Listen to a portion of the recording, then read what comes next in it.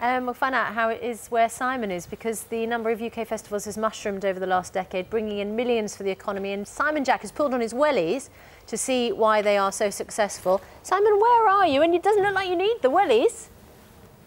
No, as you can see, it's a glorious day here in Steventon in rural Oxfordshire. We're at Truck Festival.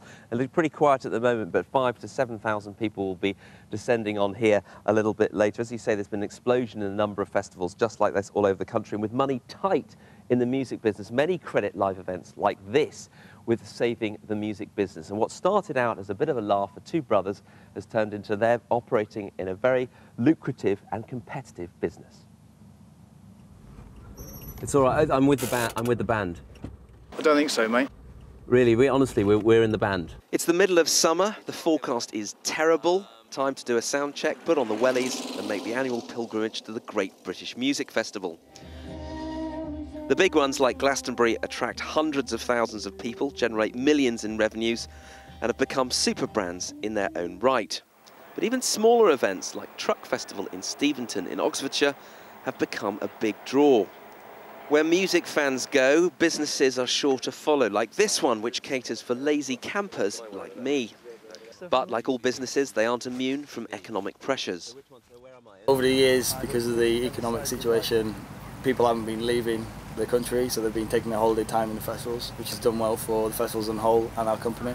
But in some countries like Ireland, it's starting to falter, like Oxfordshire Festival and so on and so forth, because it's a vastly more aggressive problem. As less money is being made in recorded music, there's been a gold rush towards live concerts. Two. In fact, there's been an explosion in the number of UK festivals. Last year, there were 715 of them, attracting audiences of 3 million people, and it's estimated they contributed nearly £1 billion to the UK economy. But there's so many, some feel it's becoming a very crowded field. Let me hear you say, yeah. OK, Steventon, let me hear you say, yeah. Yeah.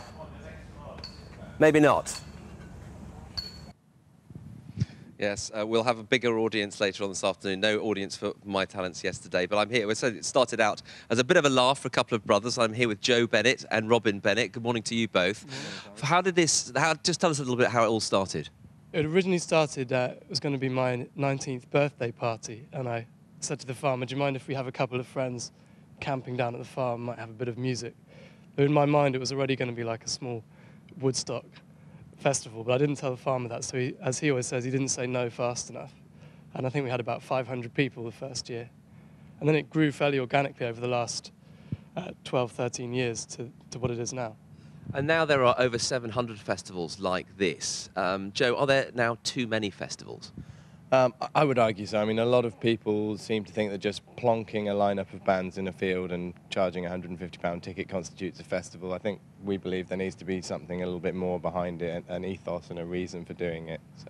And over that period, the live music industry has become sort of where the money is. Are you having to pay more to get the acts? I think you've got Saint Etienne, Griffiths on this. Do you have to pay those bands more to come?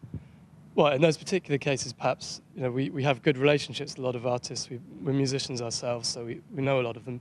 But the fact that there are now big corporate ventures and venture capital-backed festivals means that the cost of booking artists has gone up dramatically, especially in the last 3 years. And where is the money? Is it in the ticket sales? Now, it's £100 for 3 days. I mean, if, you know, Glastonbury is £185, something like that, and it's quite a much bigger event than this. I mean, are people still prepared to pay that money? People are definitely, as in all businesses at the moment, I think people are shopping around a lot for the best deal. But I still think Truck's one of the best value festivals for what you get. And why do you think people come back year after year? Hopefully for the atmosphere, for the sense of community, for the sense of being part of something, as I say, more than just a lineup in a field. We have a sense of community here, and I think people pick up on that. And is this a money spinner?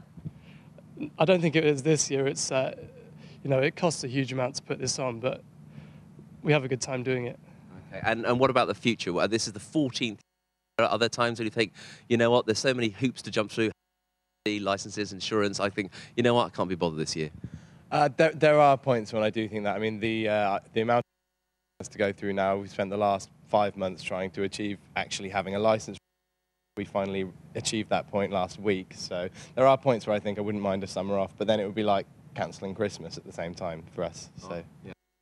Would be disappointed if that happened. Rob and Joe, thanks very much indeed. More from me. The morning we'll be looking at, as I say, we'll be talking to some of the pressures facing the live music industry. Ticket prices are going up, the bands want more money. Is it still, as I say, very, very competitive? Are there now just too many festivals around the country? Back to you. Good, Simon. See you later on. Thank you very much. Simon, thanks. 10 to 7 now.